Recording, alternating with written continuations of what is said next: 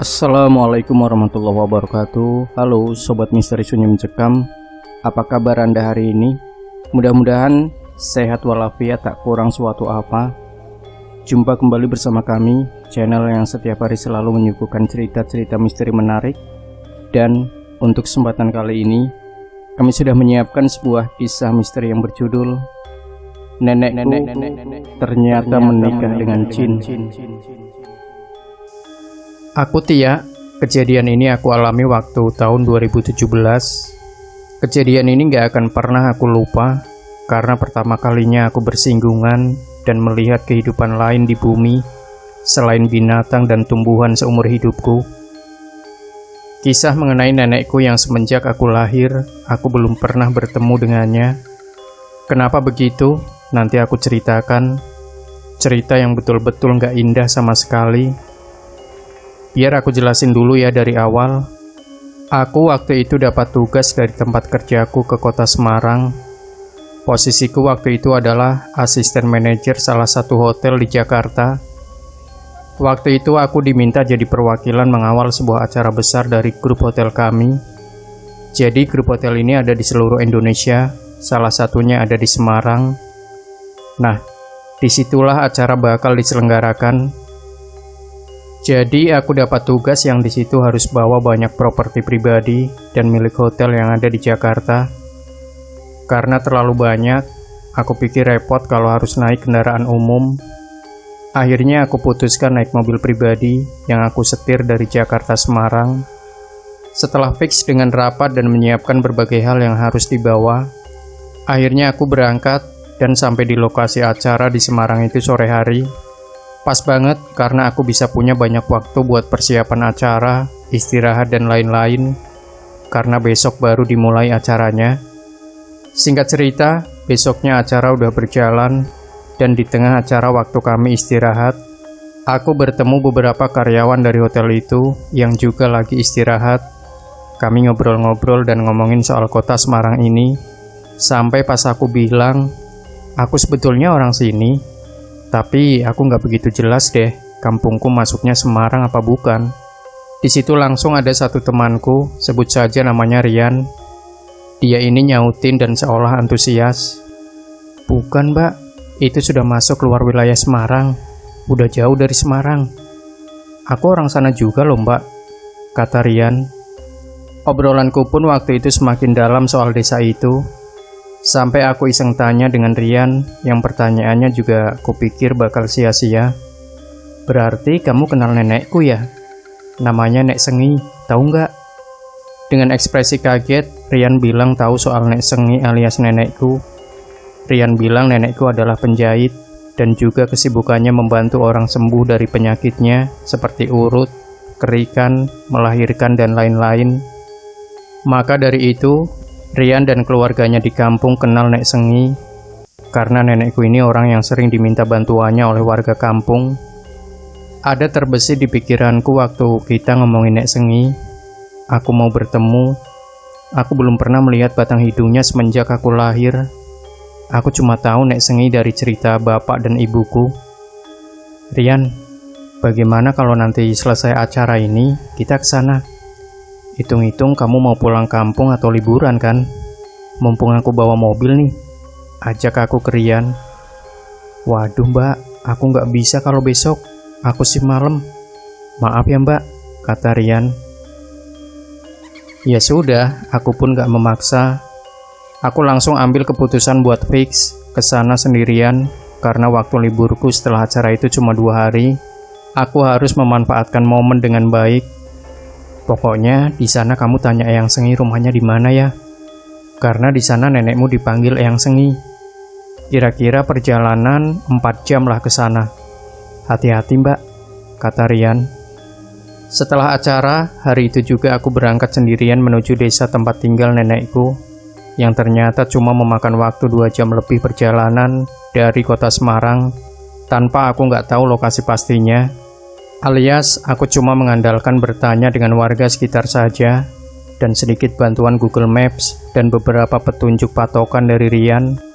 Dalam perjalanan aku juga sambil mampir beli beberapa oleh-oleh buat nenekku, seperti baju, makanan, dan segala macamnya.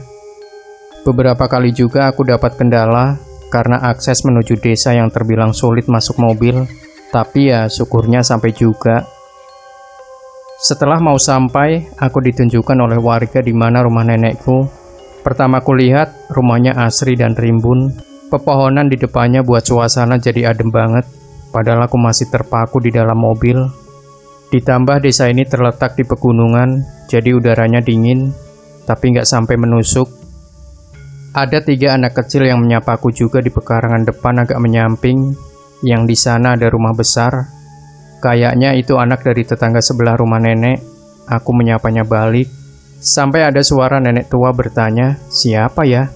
dari ambang pintu sambil menatapku heran. Aku berdebar, bingung harus menjelaskannya kayak apa, karena pasti nenekku ini bingung sekali. Aku turun dari mobil dan memperkenalkan diri. Aku lihat dari raut wajah nenekku berkaca, dan segera menyuruhku masuk ke rumah. Untuk pertama kalinya aku bertemu nenek kandungku. Segala macam jajanan pasar, dan juga suguhan teh manis hangat yang nenekku buat cepat-cepat, karena terlalu bersemangat menyambutku. Saat itu juga kami ngobrol, dan nenek menanyakan banyak hal dari mulai akademiku, kisah kasihku, termasuk soal bapak dan ibuku. Diceritakan juga aku baru tahu nenek tinggal sendirian. Nenek bilang ibuku terlalu sibuk sepertinya, jadi nenekku nggak begitu mempermasalahkannya kalau nggak pernah datang ke sini. Nenek pikir ibumu yang datang, tapi nenek pikir nggak mungkin. Masa iya masih muda banget? Kamu mirip banget sama ibumu, Dok. Cantik. Jelas nenekku yang buat aku tersipu. Setelah ngobrol, nenekku menyuruh istirahat, dan nenekku juga pamit pergi belanja untuk masak nanti malam. Akhirnya aku merebahkan badan juga. Tapi ada satu hal yang buat aku bingung. Rumah ini mulai terasa pengap dan hangat, padahal di luar udaranya dingin. Aku buka akhirnya jendela kamar yang kutempati ini. Ternyata di sana berhadapan langsung dengan tembok besar rumah sebelah. Jaraknya dekat, tapi tetap bisa buka jendela. Pikirku ini bakal sama saja, nggak bakal bisa angin masuk. Karena nggak tahan dengan gerahnya kamar ini, aku keluar kamar, niatnya cari angin sekalian lihat-lihat rumah nenek. Aku lihat di rumah ini ada foto, dan satu foto yang buat aku bingung. Foto nenekku dengan pakaian pengantin, tapi duduk sendiri tanpa ada pengantin prianya. Bahkan di situ aku nggak melihat ada foto kakekku. Ya, walaupun aku nggak tahu wujud kakekku, tapi aku bisa menerka-nerka dari pose foto. Ya, begitulah intinya. Malah banyak foto-foto orang yang nggak aku kenal. Foto ibu dan bapakku juga nggak ada di sana sama sekali.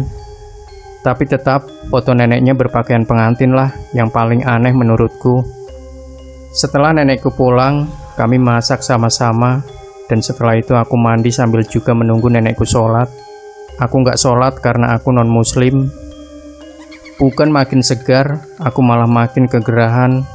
Ya udahlah, aku pakai baju tank top aja, alias baju buntung tanpa lengan. Aku awalnya merasa biasa saja, lagi pula cuma ada nenekku, jadi aku nggak malu. Tapi, "Dok, ganti bajunya ya, maaf, tapi kurang sopan," kata nenekku. "Maaf, Nek, aku ngerasa gerah, jadi aku pakai baju ini. Aku ganti sekarang." Jelas aku merasa nggak enak. "Jelas kamu gerah, orang di sini ramai, makanya ganti. Malulah kamu dilihatin." Jelas nenekku yang bikin aku bingung, juga terkejut. "Perasaan kita cuma berdua," kataku dalam hati. Mungkin nanti mau ada tamu. Jadi aku segera ganti baju dan balik lagi buat bantu nenek siapin makanan. Selesai ganti baju, aku siapkan segala makanan ke meja. Di situ juga aku bingung. Nenekku menyiapkan 3 piring yang diletakkan nasi. Sekarang aku berani tanya, "Buat siapa satunya lagi?" kataku. "Buat kakekmu," kata nenek. Aku pikir nenekku halu dan mengada-ada, ya namanya orang tua. Karena setauku kakek sudah meninggal waktu aku belum lahir. Apa mungkin nenekku menikah lagi? Tapi aku gak berani tanya. Pertanyaan itu aku simpan kali ini. Di tengah makan malam, nenek juga buka pembicaraan. Ini loh Nduk, kakekmu. Sambil menunjuk ke bangku kosong tempat piring berisi nasi yang sudah dingin itu disuguhkan. Aku kaget dan bingung mau respon seperti apa. Karena aku memang gak melihat siapapun. Karena aku terlihat heran, nenekku menjabarkan cerita bagaimana kakekku meninggal. Dulu tahun 92 kakekmu meninggal. Setelah kakek meninggal, nenek cuma berdua dengan ibumu. Lalu ibumu juga pergi hidup dengan pilihannya sendiri, nenek tinggal sendiri. Setelah itu nenek berusaha menghidupkan kakek lagi. Setelah itu kakek kembali tinggal dengan nenek, Nduk, kata nenekku dengan santainya. Aku masih gak percaya dan mikir itu cuma bualannya karena nenek sudah tua dan kesepian. Tapi aku cuma mengangguk dan senyum menghargai saja. Selesai makan, aku dikejutkan lagi dengan perkataan nenek.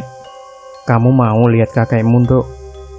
Aku sebetulnya takut dan betul-betul gak percaya. Tapi aku juga penasaran. Dengan spontan aku bilang, bagaimana caranya? Tapi Tia takut, kataku. Gak apa-apa, sini kamu. Mereka itu baik. Mereka yang jaga nenek di sini, kata nenek sambil mendekati tubuhnya dan mendekap mataku sambil merapal doa yang aku gak paham artinya. Setelah dibuka dekapannya, aku terperanjat, betul-betul kaget, karena rumah ini sesak. Banyak sekali orang yang berlalu lalang melakukan aktivitasnya.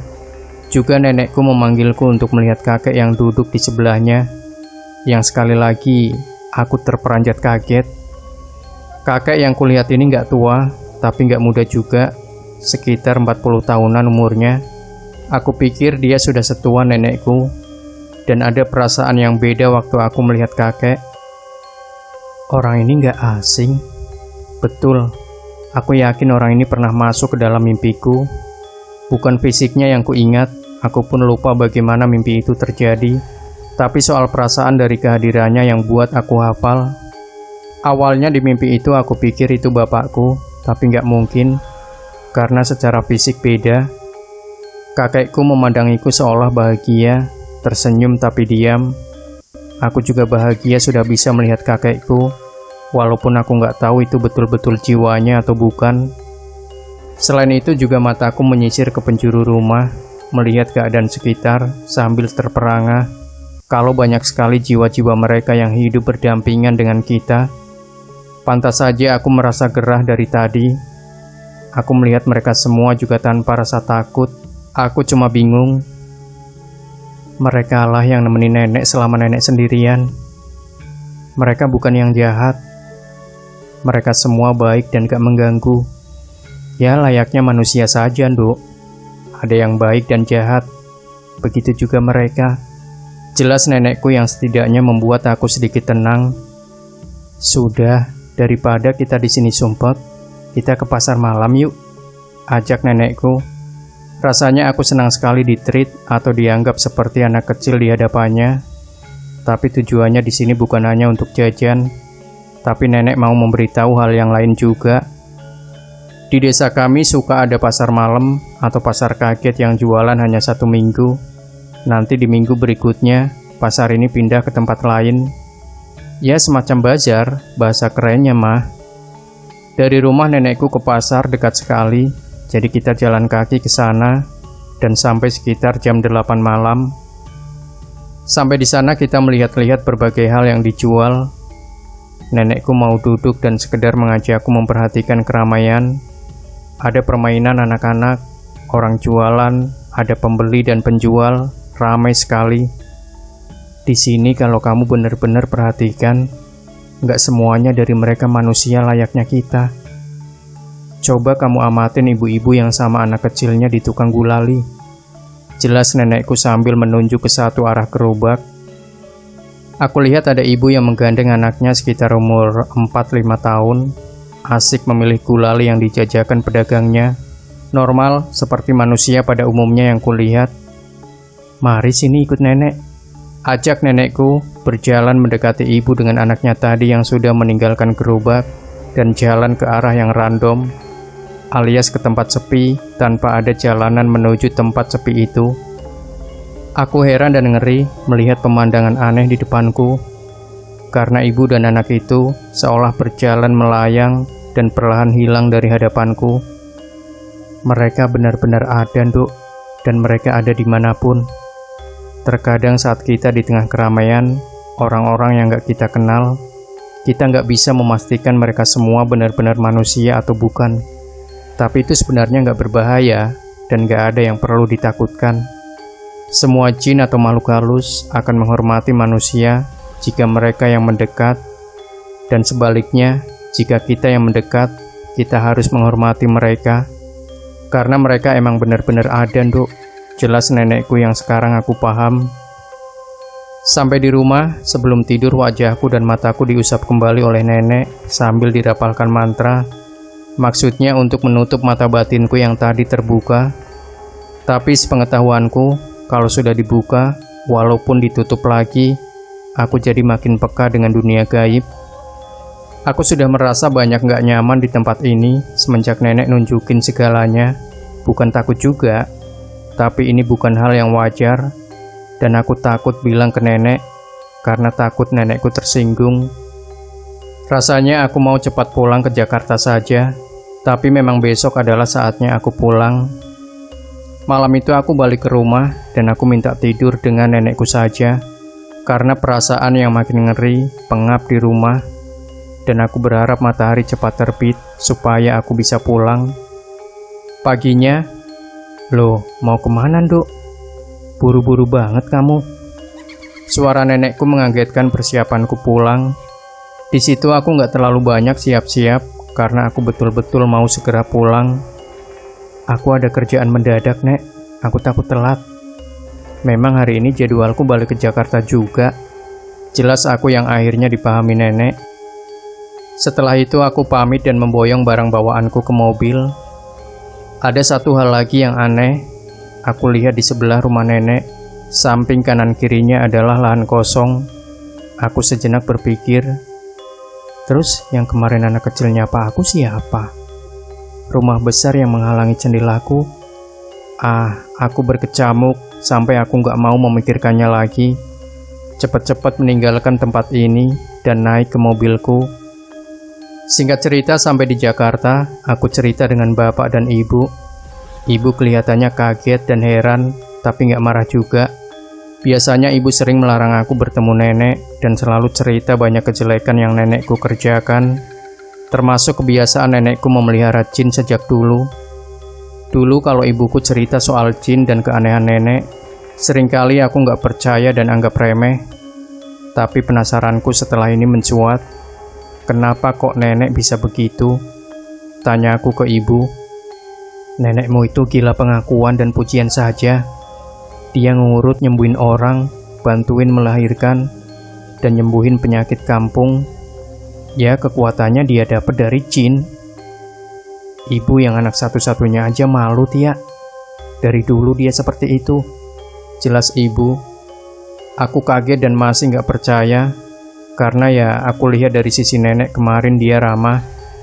Nenekmu juga kalau nyembuhin orang itu nggak disembuhin, tapi cuma dipindahin saja penyakitnya ke orang yang nggak bersalah. Jelas ibu. Aku seolah makin nggak percaya. Tapi gimana pun, ibuku lebih tahu karena dia bertahun-tahun hidup bersamanya. Mengenai kakekku juga yang menurut pengakuan nenekku, dialah yang membangunkannya. Ternyata memang iya. Karena nenekku punya rasa cinta yang gak wajar, gak bisa menerima perpisahan. Padahal di setiap pertemuan, pasti ada perpisahan, apapun itu bentuknya.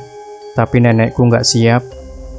Ibuku bilang segala macam cara dilakukan nenek untuk menghidupkan kakek kembali, tapi sia-sia semuanya. Akhirnya dengan penuh kesadaran, nenekku menikahi jin yang hanya menyerupai kakek. Jadi yang aku lihat kemarin, nyatanya bukan kakekku. Nenek seolah membohongi dirinya dan menanam sugesti di pikirannya bahwa itu adalah kakek. Jadi foto-foto pernikahannya yang ia pajang bukanlah foto pernikahannya dengan kakek, melainkan dengan jin tersebut. Aku ngeri di sini. Bisa-bisanya si Tia nggak nyesel. Sebetulnya ibuku pergi meninggalkan nenek dan memilih kehidupan tentram dengan bapakku bukan cuma karena itu. Bukan soal hal goib yang nenekku anut, bahkan itu bukan sesuatu alasan yang kuat. Tapi ada hal lain yang aku nggak bisa ceritakan di sini. Aku juga cerita ke ibu soal mimpiku yang selalu didatangi laki-laki seumur bapaknya, yang aku lihat juga di rumah nenek. Ternyata ibu juga menduga, itu memang sengaja nenekmu buat dan kirim jin itu ke mimpimu, karena supaya kamu terpanggil untuk menemui dia. Jelas ibuku yang kali ini buat aku merinding hebat. Yang buat aku merinding karena ada rasa yang gak bisa aku jelaskan dengan kata-kata. Perasaan waktu aku bertemu sosok kakek di mimpi dan di rumah nenek, perasaan itu lebih ke negatif. Ya kalau aku jabarkan dengan warna, itu seperti hitam dan abu-abu. 2 tahun berlalu, ibuku cerita tiba-tiba ke aku soal apa yang terjadi padanya semalam. Ibuku merasa semalam dibangunkan nenek. Dia betul-betul merasakan ada sentuhan kencang di pundaknya sambil bilang, "Dok, bangun, bangun. Ayo bangun, Dok." Antara sadar dan gak sadar, ibuku bangun, tapi rasanya kayak mimpi alias bangun di alam mimpi. Jam waktu itu masih pukul 4 subuh. Susah sih aku jelasinya, karena ini ibuku yang ngalamin. Semoga kalian ngerti. "Ibu pamit yo." Cuma bilang begitu nenekku di dalam mimpi ibuku. Setelah itu ibuku betul-betul bangun, kaget ke dunia yang nyata, dan masih terasa yang barusan itu bukanlah mimpi, betul-betul nyata. Tapi ibuku gak begitu menghiraukan tentang mimpinya, karena ibuku lebih sering berpikiran logis. Setelah 2 hari berselang, aku dapat DM di Instagram dari Rian, temanku yang bekerja di Semarang. Waktu aku bertemu di acara yang aku sudah ceritakan tadi, Rian menyampaikan pesan duka kalau nenekku sudah meninggal 2 hari lalu. Ya, Rian tahu kabarnya karena kampungnya juga sama dengan nenekku seperti yang sudah aku ceritakan. Rian baru mengabariku karena dia susah mencari kontakku. Akhirnya dia cuma menemukan akun Instagramku saja. Aku cepat-cepat kabarkan hal ini ke ibu, tapi ibu justru menyuruh aku saja yang datang ke makamnya. Ibuku enggan ke sana karena memang ibuku memisahkan diri semenjak gadis. Aku juga sebetulnya enggan pergi ke sana, apalagi sendirian, karena pengalaman yang aku dapat betul-betul nggak enak. Akhirnya kami sekeluarga nggak ada yang pergi ke sana. Soal pemakamannya pun, menurut penuturan Rian, sudah dibantu warga. Ya, karena kalian tahu kan, nenekku sangat dikenal dan dipuji karena rela membantu tanpa pamrih. Jadi warga desa sana antusias mengurus penguburan nenekku. Ada hal yang sampai sekarang aku nggak habis pikir, soal rumah yang menghalangi jendela rumah nenekku. Rumah seluas itu lenyap cuma 1 malam, termasuk anak-anak kecilnya yang waktu itu menyapaku. Ya, tapi syukurnya nggak ada sesuatu yang terjadi waktu aku sampai di Jakarta. Semuanya normal-normal saja. Cerita ini tuh menarik banget buat aku, karena bagian yang di sini kalau kamu benar-benar perhatikan, nggak semuanya dari mereka manusia kayak kita. Dan inilah kegelisahanku kalau ada di tempat ramai, nggak yakin aja mereka semua manusia. Demikian Sobat Misteri Sunyi Mencekam. Tinggalkan komentar Anda, like, share video ini, subscribe channel Sunyi Mencekam, dan kembali nantikan cerita-cerita misteri terbaru dari kami. Wassalamualaikum warahmatullahi wabarakatuh.